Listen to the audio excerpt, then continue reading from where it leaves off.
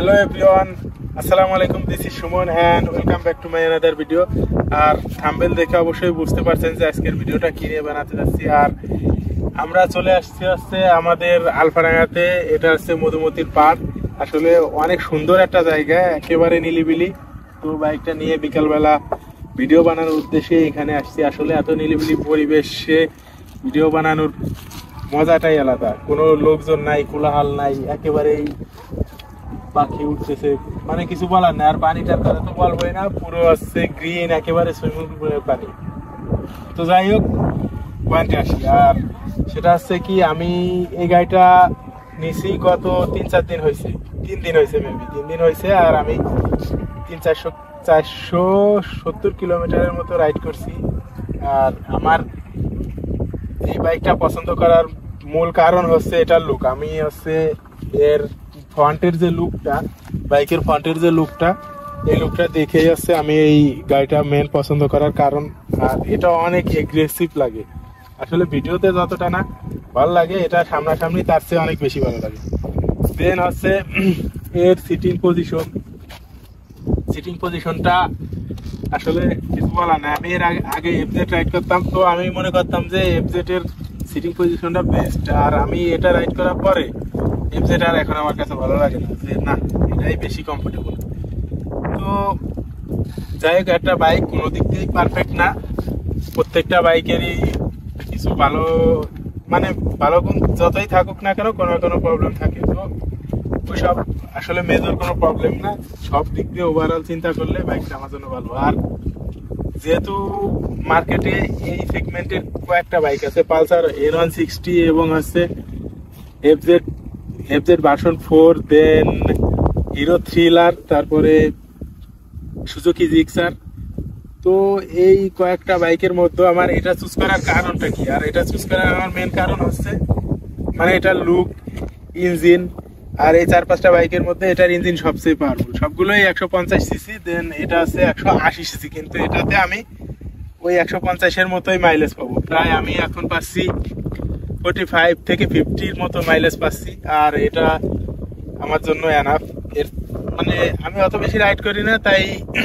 আর যাই হোক, একটা বাইকে 40+ মাইলেজ মানে এনাফ গুড, এর থেকে আসলে ভালো হয় না। তো যাই হোক, এবার আছে এই বাইকের ফিচার নিয়ে আলোচনা করবো। আসলে এটার ইঞ্জিন সম্পর্কে আপনাদের একটু জানাবো এখন আমি। তো চলেন এটার ইঞ্জিন সম্পর্কে জানাই, যে ইঞ্জিনে আসলে কি কি ইউজ করছে তারা। যাই হোক, এই বাইকটাতে আছে ইঞ্জিন ইউজ করছে 4 স্ট্রোক সিঙ্গেল সিলিন্ডার ইঞ্জিন। আর এটার সিসি হচ্ছে 184.4 সিসি।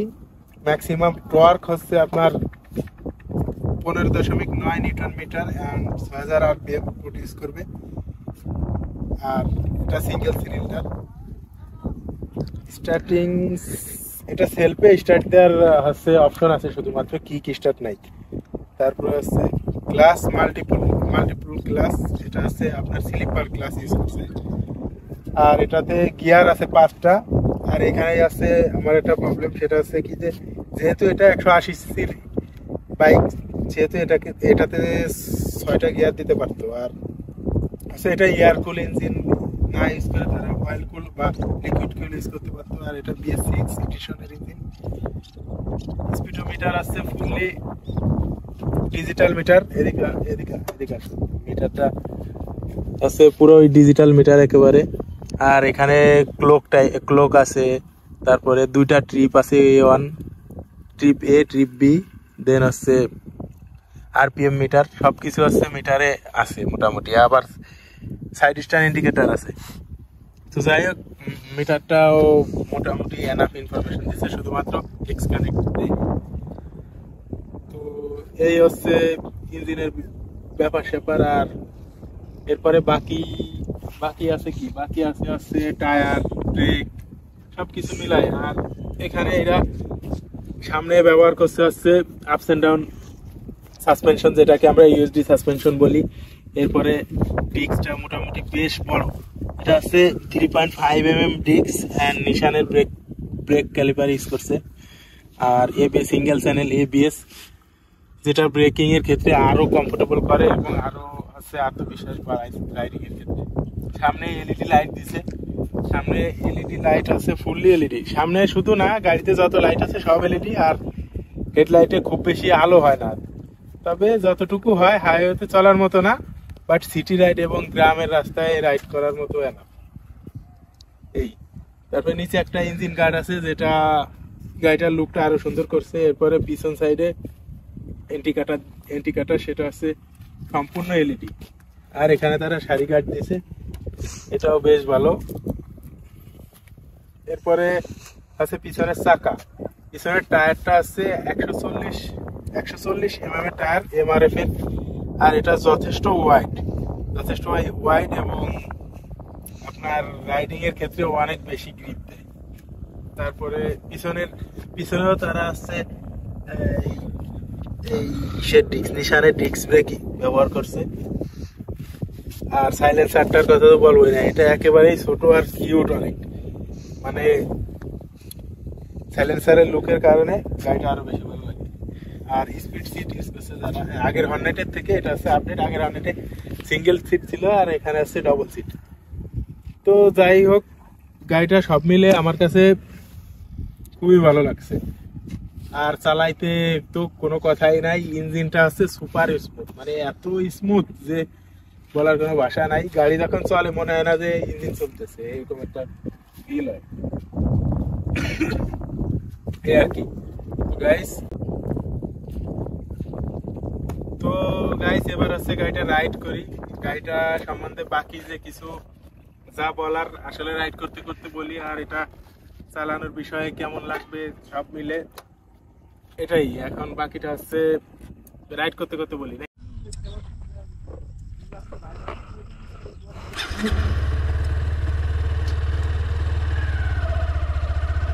তো গাড়িটা নিয়ে রাইড করে আসলে কি বলবো, এক কথা অসাধারণ।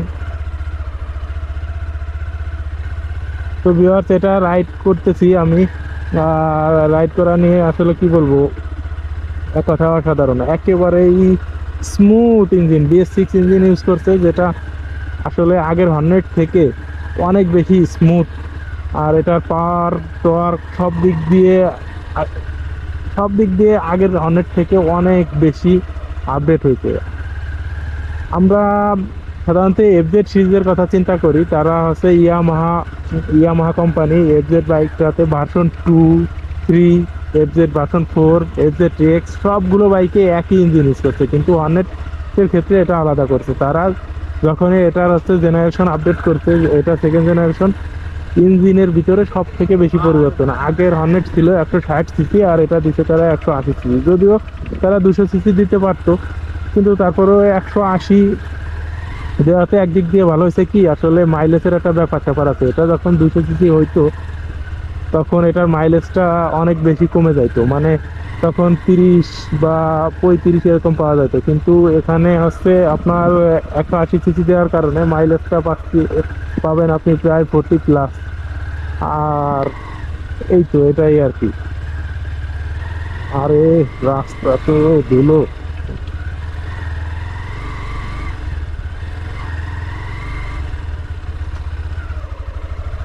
আর এটা সব থেকে ইন্টারেস্টিং বিষয় হচ্ছে এটার সিটিং পজিশন। আর এই সিটিং পজিশনটার কারণে গাড়িটা রাইড করতে আরো অনেক বেশি হ্যান্ডি লাগে, কারণ হচ্ছে একটা নেকেড স্পোর্টস বাইকের সিটিং পজিশনটা অনেক বেশি গুরুত্বপূর্ণ। এটার হ্যান্ডেলটা অনেক বেশি সামনের দিকে, যে কারণে হচ্ছে এই এমটির মতো একটা ফিল পাওয়া যাচ্ছে। আর এই তো আমার মনে হয় এটা এমটি থেকে ইন্সপায়ার হয়েই এই বাইকটা বানাইছে। যাই হোক, সবকিছু মিলে আমার কাছে খুব ভালো লাগতেছে। তো গাইস, আপনারা যারা হর্নেট কেনার চিন্তা ভাবনা করতেছেন, আপনারা সবকিছু বিবেচনা করে হর্নেট নিতে পারেন। তো এই সেগমেন্টে যতগুলো বাইক আছে তার থেকে দাম অনুযায়ী হর্নেটের ফিচার সব দিক দিয়ে আপনাকে বেশি আকৃষ্ট করবে, কারণ অন্যান্য সবগুলোই 150 সিসি, 149 সিসি বা 154 সিসি জিক্সার। তো সেই কথা চিন্তা করলে এটা আপনার ওই সব এর কমিউনিটির যত বাইক আছে তার থেকে অনেক অনেক আগায় রাখছে। আর হোন্ডার ইঞ্জিনের কথা তো কিছু বলারই নেই। হোন্ডার ইঞ্জিন হচ্ছে ওয়ার্ল্ডের ভিতরে one of the best engine, যেটা স্মুথ এবং হচ্ছে এটা লংজিবিলিটিও অনেক বেশি।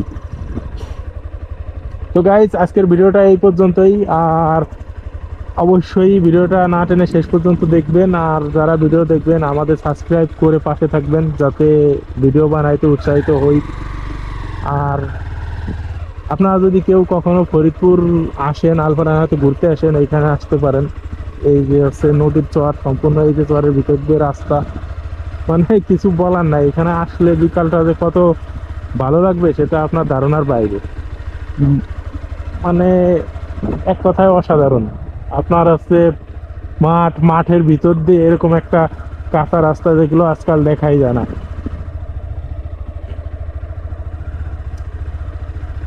তো আসসালামু আলাইকুম everyone, thank you for watching this video, best of luck. দেখা হবে পরবর্তী ভিডিওতে, ধন্যবাদ।